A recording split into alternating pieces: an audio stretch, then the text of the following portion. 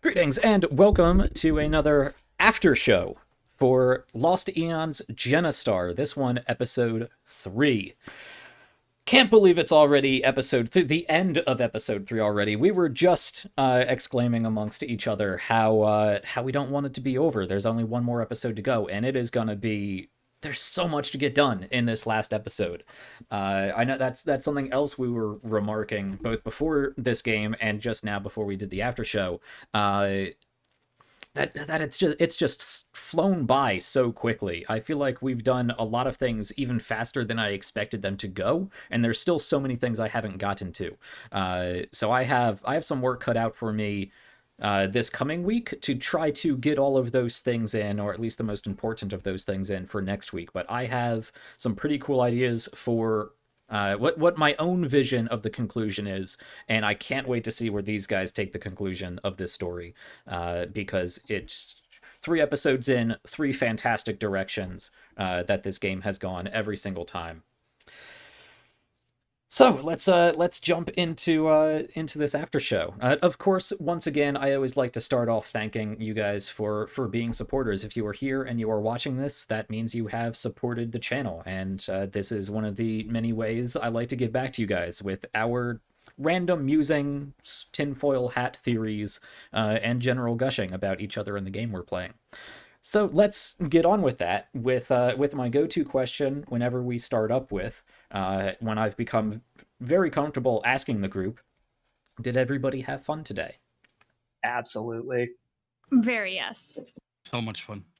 I don't know how we couldn't have had fun. I mean, this was a very intense episode. It was. Yeah, it was. It wasn't as emotionally heavy as I think the last 2 episodes have been. But there was a lot happening, and it was a lot of it was a quick series of important things happening, especially starting off with that VTOL fight. I have to admit, I felt a little groggy in the beginning. I felt a little shaky in the beginning. I'm not sure if that was projected to the screen. I don't know if any of you picked up on it. I feel really bad for... No. I meant to make this whole thing about the VTOL exploding and essence washing over you when you getting that minor level up, and I completely forgot about it with how quickly the VTOL went down. And because Daffaleria just blew it up. She's like, I'm not doing this. Cannon. I was scared. I was okay. Yeah. Like going into this fight, I told everyone, I was like, you know what, I wanna, because I just casted a big spell, I wanted to play her as tired and just like see where the fight went. And then people And then a started, Gatling like, gun dropped out.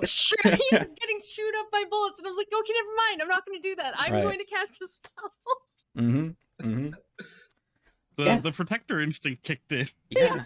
I couldn't help Especially it. because little brother's almost getting shot. Twice. Little brother almost blew his Twice, face off. Yeah. But I could have sat there and just shot my bow, but no. Yeah. No. No, That thing had to go. That went perfectly.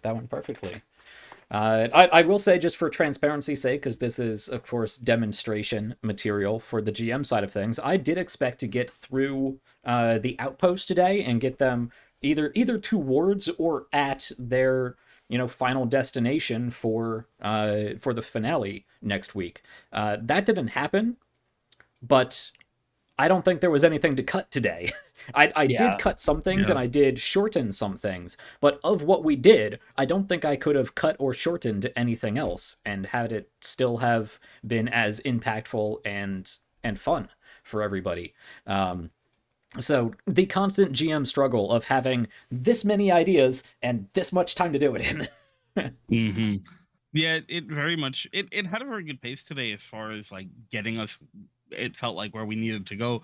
Combat was really short. It was quick to the point, and then we got where we needed to go. We spent a little bit of time role playing and understanding and planning and then executing. Yeah, it did really feel like all of the beats hit. Yeah, just so.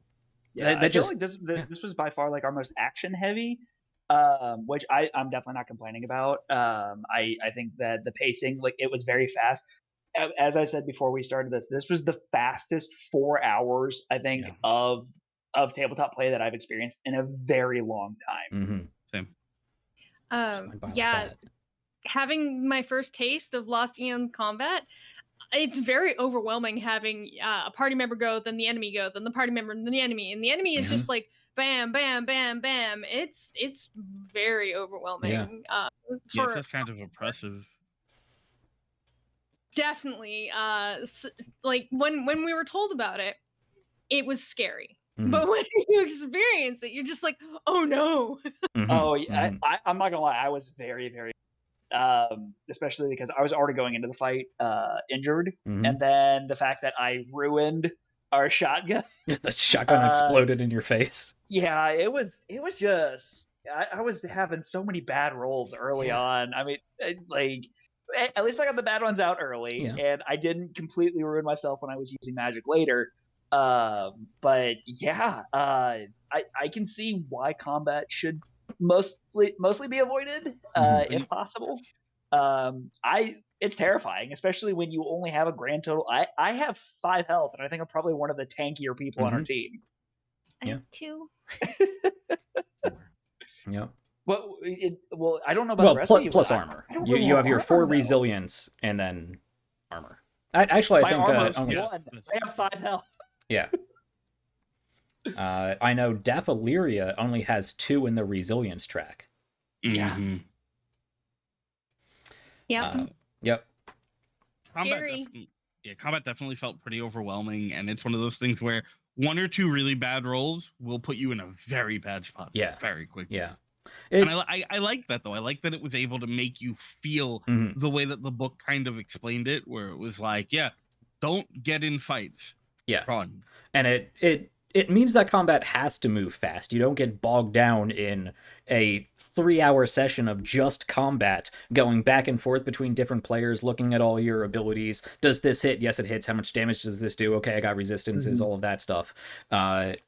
Because the enemies go after every player's turn, and how fragile the characters are, it puts a lot of pressure to resolve that conflict either by getting out of there or by destroying the adversaries as quickly as possible, which means you're really throwing yourself at it, expending every resource you can. I can't tell you how many times I've been in a game of D&D that the combat has gone on for 3 hours and I still have people at the table like, I don't know if I want to use this feature yet because I want to save it for sometime else, and I think we're still going to have a battle later, and I don't know if we're going to have a short rest. And no, you need... I like a game that feels dangerous enough that you need to use your resources, all of them, to survive whatever combat is there. I think that works here. And I mean, when it came to the Vital fight, like I was looking over and I'm like, okay, like I don't think that my little dart thrower is going to do anything against this really. And I'm just like, okay, I'm looking over at my spells. Am I going to risk the ability to, or the chance to lose my ability to make potions to pull this off? And I'm just like, you know what? Like, if Daffaleria hadn't destroyed it, I was going to attempt to cast a spell there too. So I'm very glad that I did actually get to branch into magic a little bit. I do like how very freeform it is. Daffaleria is just very, very, very strong. Yes, very built towards magic. Yep. Yeah. Ooh. Yeah, I know when designing the VTOL, this is something that I'm going to post for the hero tier GM side of things. I won't dive too deep into it, but I know I was originally going to set its defense stat, its health stat, to 5. And then I looked at that and I'm like, I don't want this to drag on too long. I'm going to drop that to 4, just so we can get through this combat quickly. Flash forward to explosion. But even if I did put it at 5... Tolan did 1 damage, and then Daffaleria did 4 with her critical success. That still would have taken it out just as easily. And with it being the first combat of the game, it never crossed my mind to raise the health stat, the defense stat, to 6, 7, or higher. So it just goes to show that if you have good ideas, if you're willing to spend resources, and if you roll well, you can dish out a good amount of damage. Yeah. But so can the enemy. Yes, absolutely. Because that VTOL had a damage of 2. So if it hit, it did 2 damage. If you critically failed your defense roll, it would do 4 damage. And it had the suppression ability, which decremented those skills, making it even less likely for you to hit. Which, fortunately, you guys passed on, and that didn't really happen.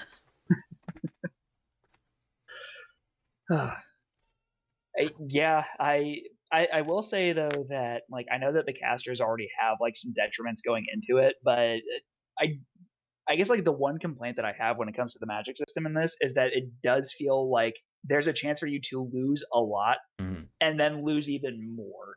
Mhm. I know that like magic is volatile, and I understand that, but that would just be like my one thing is just that everybody can get magic, Yeah. but like if you don't plan on using it, like I've been trying to bottle it up as much as I can, just because that's really what the salvager is there for. It's part of Mhm. my whole thing.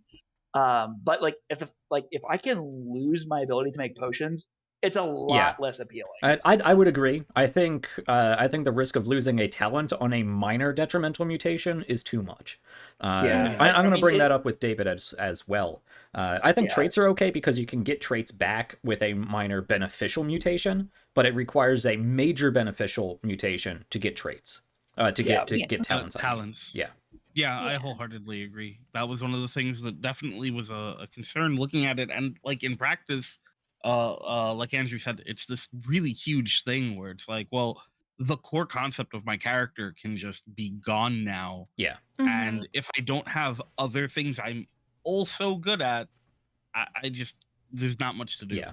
Yeah. Maybe if talents were doled out a little more regularly, Hmm. that wouldn't be as much of a problem. But considering we're doing a short-term Yeah. game, yeah, th- at character creation, I stood a chance of losing attune magic, Yeah. and Mhm. that would have been it, Yeah. right? Like that would have been yeah, really awful. Hmm.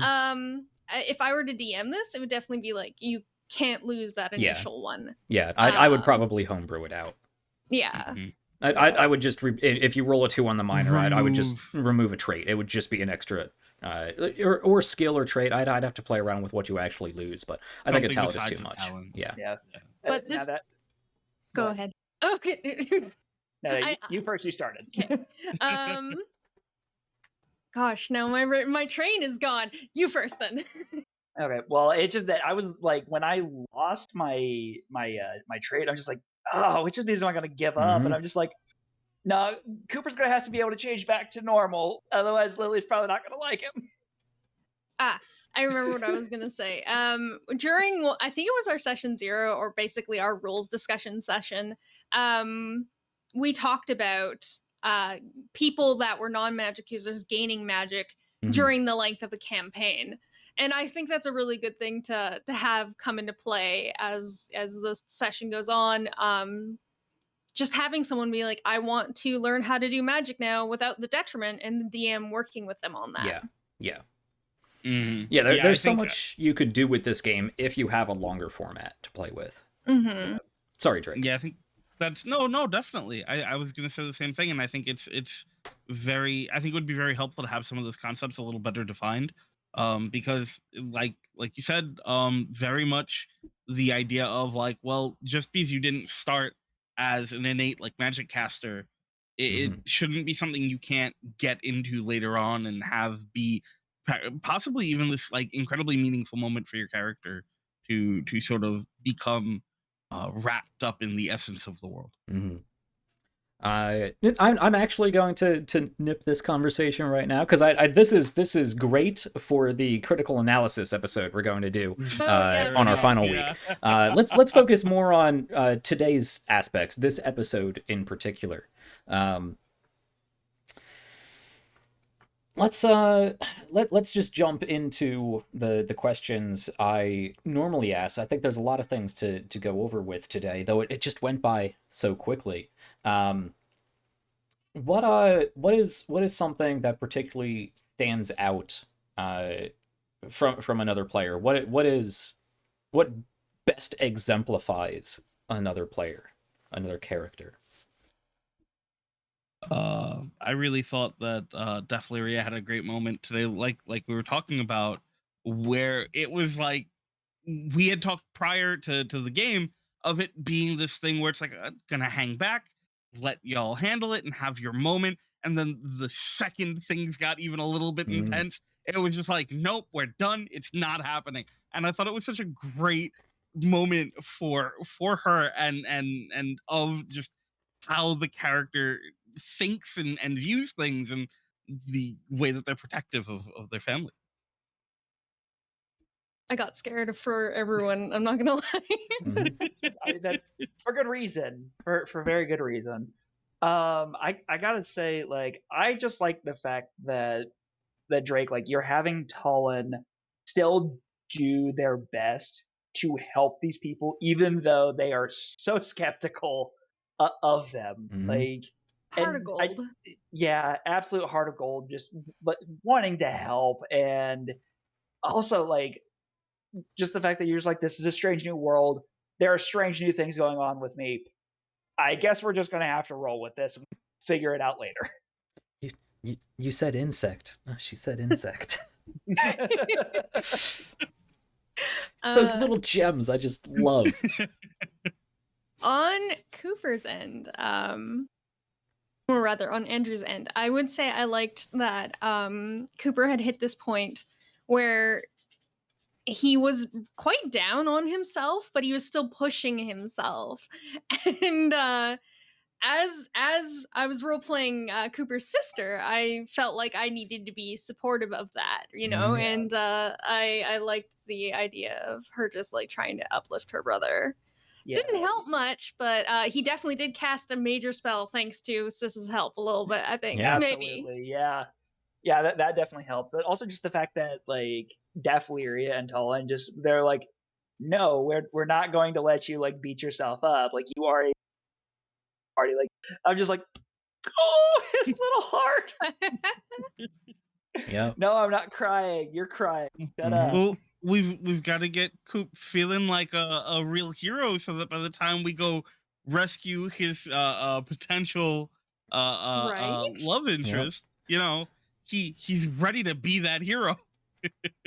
Cooper just comes sweeping in. Trying to be. A valiant hero out to rescue his princess, as Tonks said. Oh God. He'll make Tonk proud. Yep. Tonk's rooting for you, buddy. I'm rooting for everybody right now, but I just got to be able to uncurse these dice, dear Lord. Yeah. It happens. It like fickle. Yeah, time to start burning that sage. Yeah. I mean, partial successes they're meant to be common. Failures are supposed to be realistic. We had 3 critical failures today, right? Oh my goodness. Did we? I believe so. Wow. Cooper had 2 of them. I had 2 of them at least. Yeah. See, I'm really worried because I haven't had one yet, and we've only got one more episode left, so it's gonna happen. Yeah, and it's gonna be awful. Yeah, it's gonna be the big critical moment, and then that's a double one. No. I was waiting for that jug of moonshine to just explode in your face. Just I make a Molotov cocktail and I drop it on the ground. Run, guy! Yeah, because I have a D4 in muscle. You know, I'm doing muscle. Yep. I'm like, yeah, that makes sense. I knew this was coming, and I'm very upset. Yep. I appreciate, I love and I wholeheartedly appreciate players, as you guys have demonstrated, who will do things because they make narrative sense despite the mechanical advantages or disadvantages that your character would have. Choosing to throw a heavy object even though you know you're not a muscular person, but hey, you made a Molotov cocktail. This is exciting. Or Dappaliria, you decided to do a you went with something over something else earlier that made a lot more sense. It was like reflex or something, right? Yes. I was asked for a reflex check, and I was like, I'm better at research or persuasion. Right. It was the persuasion or research for remembering the blushing pools. Yeah. Mm-hmm. Yep. But like story-wise, she talked to people, right? Yeah. So it'd make more sense for it to be a persuade. Like she's just asked people about their lives. So I went with that. Yeah, it's so important to have that sort of, especially in like a thing like we're doing here, where you've stressed a number of times about how you like it to feel cinematic. You want it to feel sort of like a movie and we have this cohesive narrative that's being presented, and it doesn't really make sense to lean on mechanics over Yeah. like narration when something clearly fits the bill. Mhm. Yeah, I know players who won't take certain actions because they They're don't not have good at it. a good enough chance of succeeding, or they Yeah. really lean too heavily on one. It's like if everything Daffaleria wanted to do had to be channeled through magic, or she wouldn't do it. Yeah. It, like had Yep. I have experienced the flip side of that, where a DM has, if you do not have any training in it and you just want to like have fun and try something new, they will punish you for it. Oh, yeah, that's and no it's just good. like, please don't punish your players for trying to be Right. creative. right. Yeah. But also, I just want to say, like, from a player side, though, I just like the fact that is not afraid to narrate their failure. Like, Yes. that is something. It is 100%. so much fun, and once you realize that, like, failure can still help move Mhm. story forward in a very meaningful way, like, go for it. It Mhm. is so much fun to do, and then you also still have a little bit of agency then in how you fail. Yeah. Yeah, that's Mhm. like the golden thing, right? Is you said it perfectly. Is failure is doesn't mean that you stop the narration moving forward or the plot moving forward.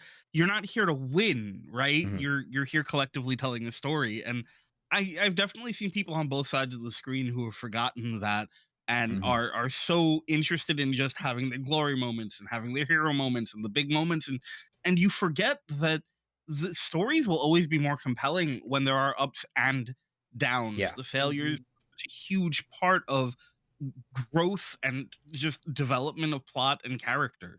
Yeah. Mhm. Couldn't have said it Not to better. mention, there's so much fun. Yeah. Yeah. Yeah.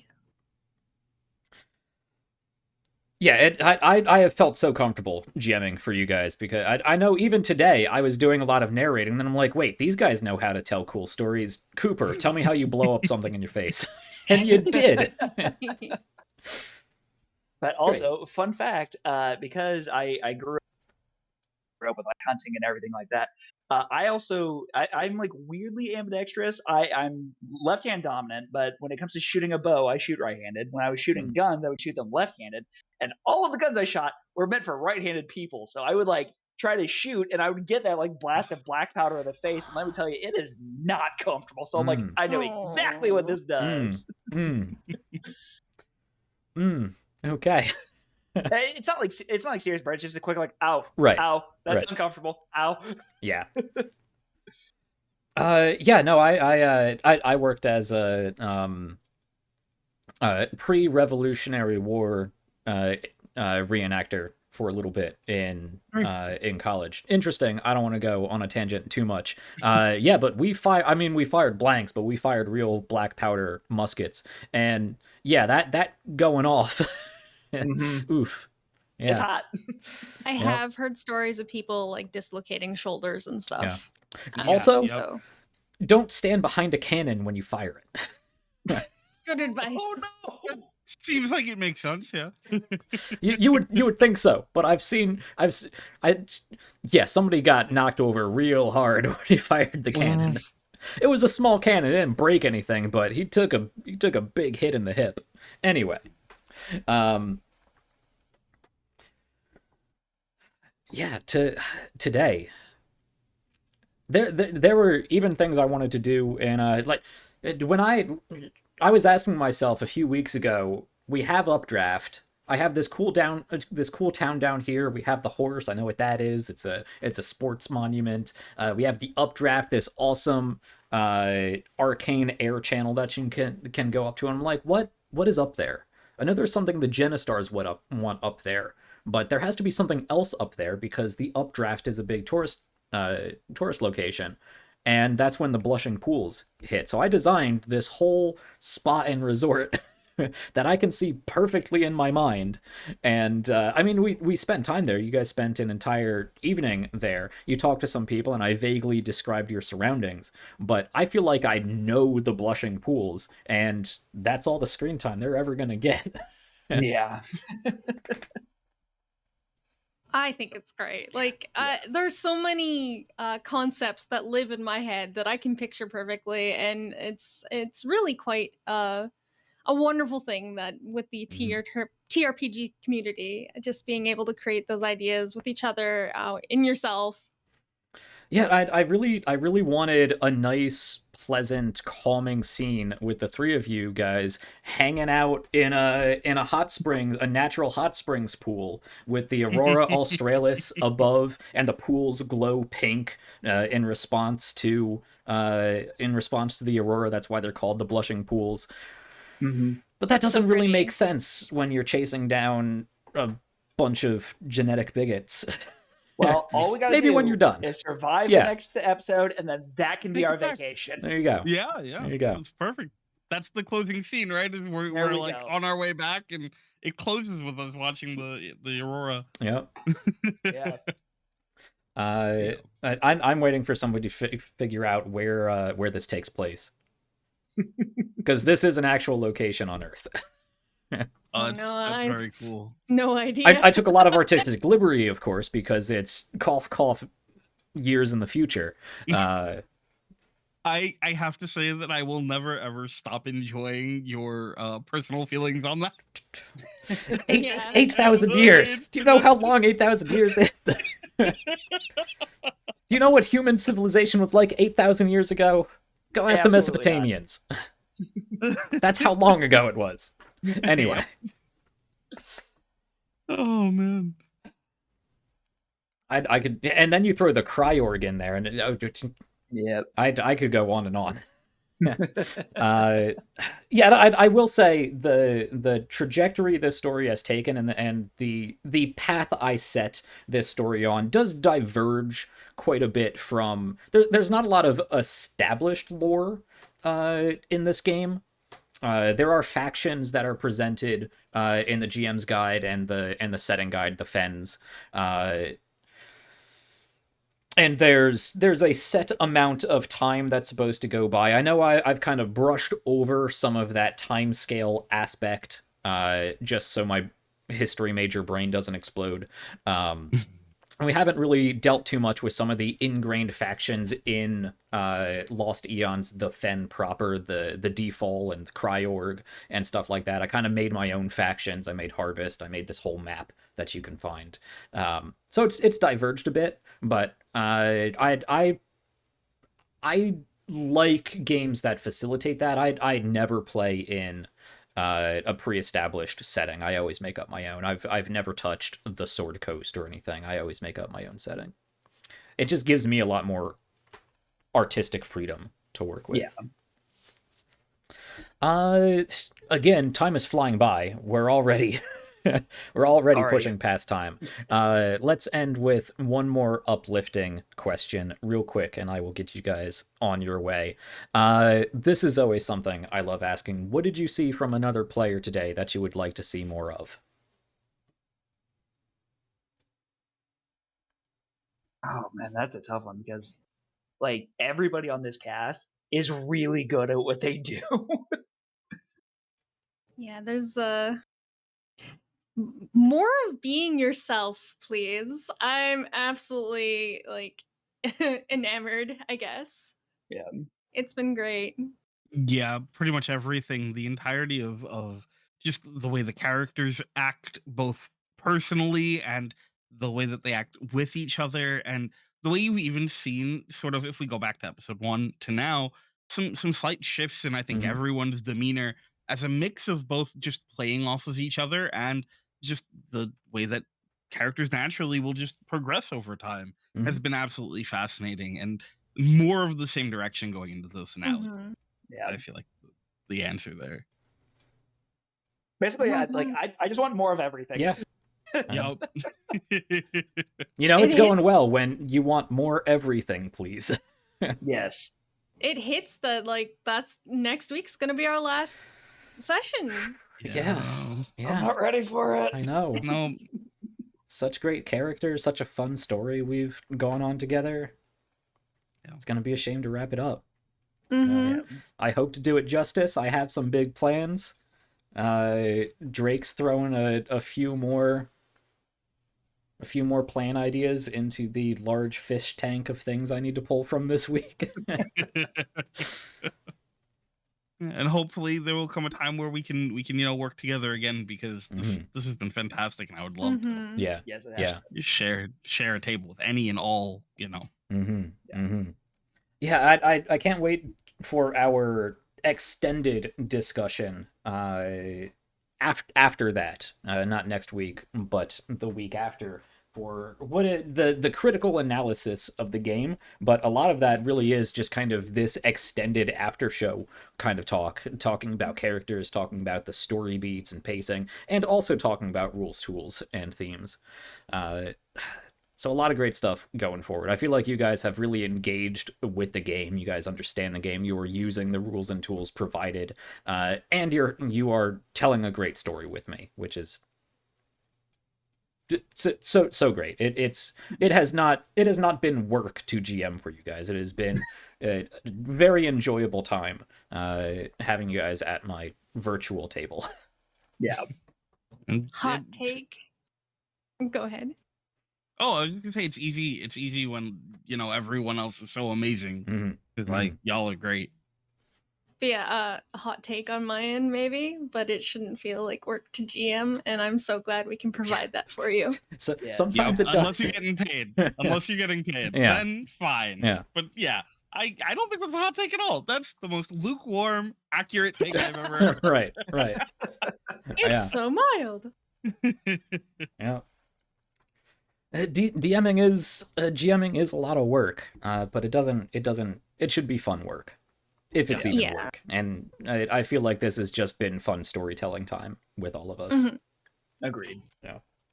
Me personally, I always get those butterflies in my stomach before I start running a game, but once I get into it and I start really going, it feels good. Yeah. It's fun. Yeah.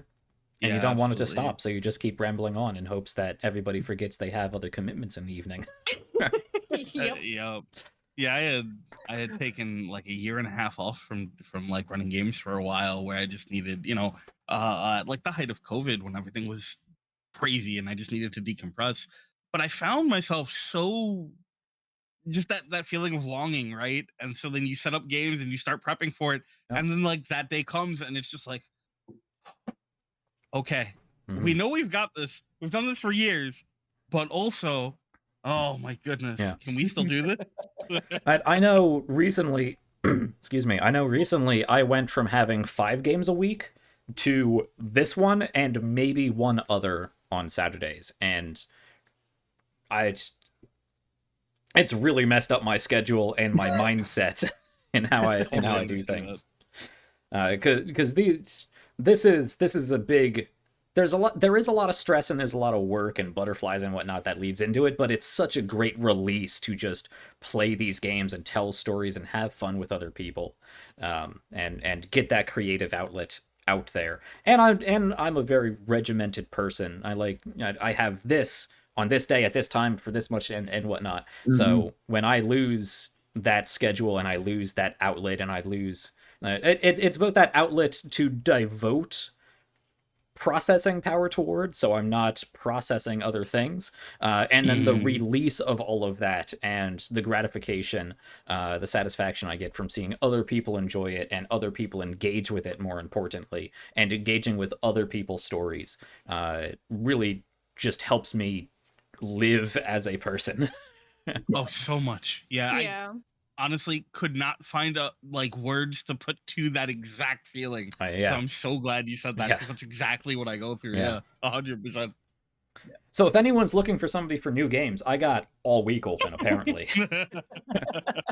Anyway, I could continue rambling on, but we even ended on time and we're going over. So let me get you guys back to the lives that I know you all live outside of these 3 little boxes I see you in every week. Any I always like to end any final questions, comments, concerns, horror seed sounds, or other boosting you would like to do? I'm just I can't believe this is already almost over. Just more everything. MOAR everything. Absolutely. 3 exclamation points. Yeah, I'm pretty excited for what's in store. Part of me doesn't want to see it end, but part of me wants to see the end. Yeah. A good conclusion is always satisfying. Absolutely. Which you will get next week. And with that, we'll close out for the evening so we can all get on with things. Again, thank you so much for being a supporter and hanging out with us. Go check out all of the other different content on here, and there is so much even more incoming, and more to come even after the finale, when I can drop other cool secrets and whatnot. So keep supporting. Go tell other people about us if you like what we do, and we'll see you next week for the final episode and the final after show of Lost Eons Genistar. Good night, everybody. Eat your heart tomatoes.